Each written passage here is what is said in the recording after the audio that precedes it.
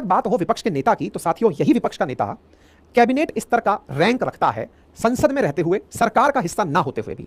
अर्थात ये वो व्यक्ति है, जैसे सत्ता पक्ष में सबसे ऊंचा पद प्रधानमंत्री का है, ऐसे ही विपक्ष में सबसे ऊंचा पद लीडर ऑफ अपोजिशन का है।